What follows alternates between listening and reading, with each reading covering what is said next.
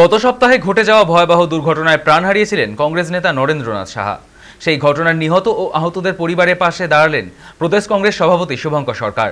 প্রথমে নরেন্দ্রনাথ সাহার বাড়িতে গিয়ে তার পরিবারের সদস্যদের সঙ্গে দেখা করে সমবেদনা জানান শুভঙ্কর বাবু। এরপর আহতদের বাড়িতে গিয়েও তাদের শারীরিক অবস্থার খোঁজ খবর নেন। গত সোমবার একটি দ্রুতগতি স্করপিও গাড়ি রাস্তায় ধারে দাঁড়িয়ে থাকা 5 জনকে ধাক্কা মারে। তার জেরে ঘটনাস্থলে মৃত্যু হয়েছিল নরেন্দ্রনাথ সাহার। গুরুতর আহত হন শেখর সাহা, শশাঙ্ক সাহা, পুলক কুমার ও মনোজ দাস সহ আরও অনেকে। তবে মৃত কংগ্রেস নেতার স্ত্রীর অভিযোগ, এলাকারই বিপদ প্রামাণিক ইচ্ছাকৃতভাবে গাড়ি চালিয়ে তার স্বামীকে খুন করেছে।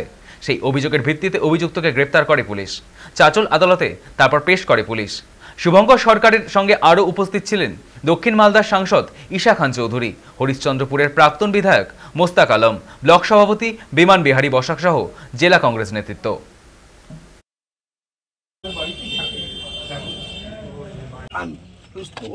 প্রত্যেকটি পরিবারের কাছে গেলাম যারা আহত এবং দুজন যারা মারা গেছেন।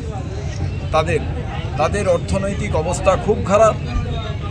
যারা মারা গেছেন তাদের পরিবারকে যাতে রাজ্য সরকারের পক্ষ থেকে 20 লাখ টাকা করে কম্পেনসেশন দেওয়া হয়, এটা প্রথম আমার দাবি। এবং হাসপাতালে তাদের যা খরচ হচ্ছে চিকিৎসার জন্য, সেটাও এই লোকাল প্রশাসনকে বলবো সেই চিকিৎসার ব্যয়ভার যাতে তারা বহন করে।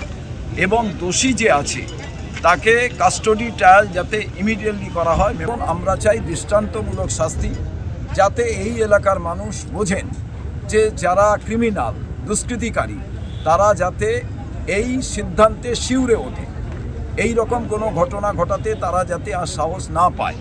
আমি মনে করি এই যে রাজ্যে আইন শৃঙ্খলা যদি কঠোর হাতে দমন করা যেত, তাহলে এই রকম সাহস ক্রিমিনালদের হতো না।